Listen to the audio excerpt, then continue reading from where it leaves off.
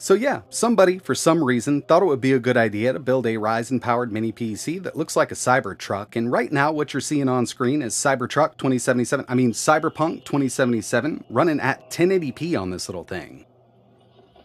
What's going on, everybody? It's ETA Prime back here again. Today we're going to be taking a look at the upcoming Cyber Mini PC. Now when I first saw this, I actually thought it was like an April Fool's joke or something like that. But lo and behold, this is actually a real product. Their Indiegogo will be launching really soon. And to tell you the truth, I'm not a fan of Teslas or anything like that, but I did think that this was pretty interesting because it's kind of the first time we've really seen this. And in this video, we've got a lot to go over, a lot to test, but before we get into it, I do want to mention that this video is sponsored by URCD Keys. I've been using this site for a long time. They offer Steam keys, Uplay, Ubisoft, but the main thing I usually pick up over here are Windows 10 Pro OEM keys. And right now, if you use code ETA, you can get 25% off, bringing the price down to $17 for that key. And keep in mind, this will also work with Microsoft Office products. We'll use code ETA. As you can see, brought it down to that $17 price mark. Personally, I use PayPal just to have that security, so we'll go ahead and check out.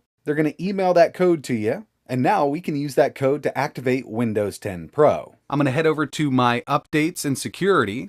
We're going to go to activation. As you can see, I've got Windows 10 Pro, but it's not activated. So I'm going to change product key. I'm going to paste it in here, choose next, choose activate, and Windows is now activated. We're ready to go. They'll email your code once your payment is processed, and that's basically it. If you're interested in picking up cheap Windows 10 keys for your new PC builds, I'll leave a link in the description. They will be offering two different CPU models. What we have here is the Ryzen 7 8845HS, and I gotta say, they did pay attention to detail when it comes to what we have here. The body is constructed of metal. It's aluminum, not stainless steel like the real Cybertruck, but to go with metal here instead of plastic definitely had to cost them a lot more, and to get this manufactured, it is a more involved process. The windows are plastic. I was actually hoping they'd be glass here. It's got working front and rear lights when it's powered up, and all four doors open up for some reason. If you're into the Cybertruck and like the look of it, they did a pretty good job here capturing all the details. They've even got the interior covered here. Back seats, looks like they've got a little footrest right there. I've never seen inside of a Cybertruck, so I don't know if this is accurate or not, but it looks like this is something that would be inside of one. And check out this tailgate. So it does flip down, and it's got the built-in ramp. Not sure why this would be here, but it is. Flipping the back bumper down does reveal all of the I/O. We've got our power input. It comes with a 100-watt power supply, USB port, full-size HDMI, dual USB Type-C, and a 3.5mm audio jack. Taking a look at the bottom of the truck or the mini PC, we've got another USB port. You can actually see through the grate in the middle. We've got that fan with our exhaust over here.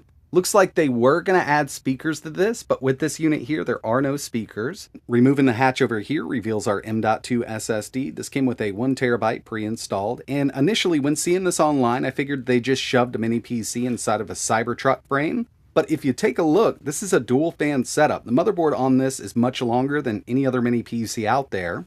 So I do want to pull this thing apart and see what's going on inside, but there's a ton of screws that I need to get out first. Alright, so I think I've removed all of them. We can pull the shell off. Now we're right down to the interior. There's a little LED controller board up front for the front and rear lights. We'll just remove this. And we do need to slide it up over those rear lights. And there it is. So what this looks like to me is a motherboard from a laptop, which would make sense. It's much longer. We've got a dual fan cooler system on this unit. And yeah, taking a closer look at this, definitely resembles a motherboard out of a laptop. We've even got a battery connector and an extra M.2 slot down here that we can't use when this is installed inside of the Cybertruck. Dual channel DDR5 running at 5600 megahertz. This one has 32 gigs pre-installed. You could always upgrade it if you wanted to pull this thing apart. And of course, like I mentioned, we've got that Ryzen 7 8845HS. Okay, so I've got everything plugged in. We've got our power, HDMI, got a keyboard and mouse. To turn this thing on, all we need to do is press down on the front of the Cybertruck. It's got spring-loaded front suspension with that power button. Front lights are on, and if we take a look at the back, these are also on. Once you power it up, those front and rear lights are working. I know it's a bit hard to see here, but right now the unit is booting into Windows.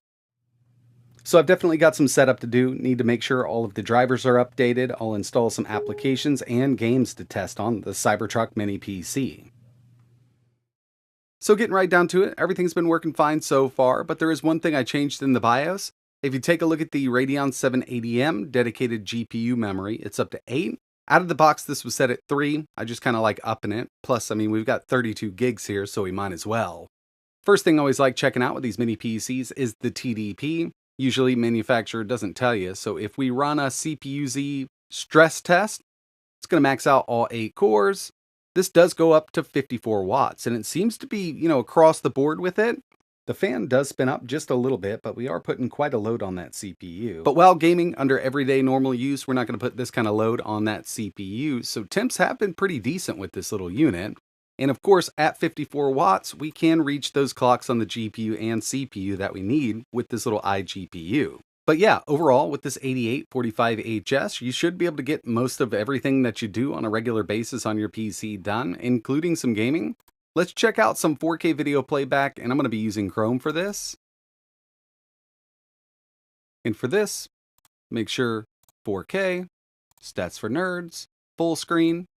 And going into this with the AMD Ryzen 7 8845HS, I knew we'd have more than enough power for 4K video playback from YouTube, or if you want to stream it from an external drive, internal drive, you're not going to have any issues. One drop frame so far using stats for nerds up at the top left-hand corner. That usually happens on the initial load in, but yeah, I mean, it's going to handle 4K. You want to do some web browsing, email checking, document editing. That 8845HS is going to handle it. So yeah, not too bad. Next thing I want to take a look at are some benchmarks. And the first one we have here is Geekbench 6, single core 2,573, multi 12,488. Looking good here, and we could get more. Again, we're at 54 watts on that TDP. Here's 3D Mark Night Raid coming in with a 26,976. And finally, Time Spy with a 3,263. And these scores are definitely falling right in line with other 8845HS powered mini PCs that we've tested at this kind of wattage. So we are getting the full performance out of the Cybertruck right now. And speaking of Cybertruck, I wanted to test out Cyberpunk. So here it is, Cyberpunk 2077. 1080p, low settings, FSR is set to performance, and we're not using frame gen right now. We're over that 60 FPS mark. We're seeing an average of around 66, but there's a lot more that we can get out of this because pressing Alt-R on your keyboard will open the AMD software. We're going to enable frame generation. We're going to enable frame generation,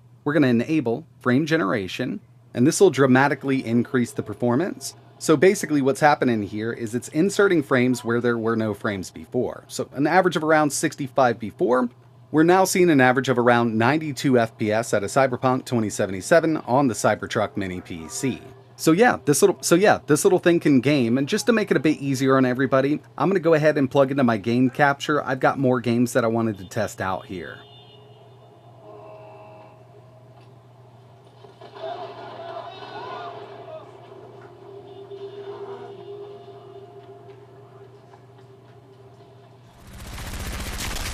Next one I wanted to test out here was Fallout 4. We're at medium settings, 1080p. Looking really good. We're seeing an average of around 72 FPS out of this game, and locking it down at 60 is definitely the way to go with this. But since I'm connected to a 120Hz display, we can go on up from there.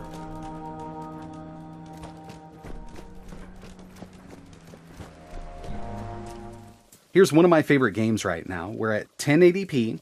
FSR is set to balanced, medium settings, and you can see we're getting a pretty decent frame rate, and that's because I am using AMD's frame gen technology. It's turned on from the settings. Nixxes added this to most of their games. They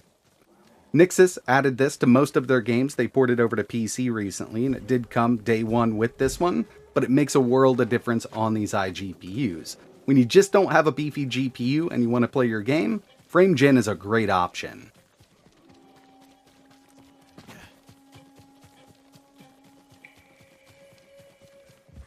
Red Dead 2. Now, it's been a while since I've tested in-game performance. I usually run the benchmark with systems like this. I'm using the Vulkan backend. We can swap over to DX12 and then use FrameGen here, but I don't think we really need. I'm at 1080p. FSR is set to balance, low settings. And with the settings, we got that slider bar. We're 2 notches over from the lowest of the low, and we're seeing an average of around 61 FPS. I was once in this. And finally, we've got Horizon Forbidden West. This is one of those on an iGPU. You definitely have to drop that resolution down, even if you're using frame gen, where at low settings, FSR is set to balance 900p. Taking FSR to performance would net us a better frame rate, but with this game here and even the first Horizon, FSR at performance looks horrible even at 1080p.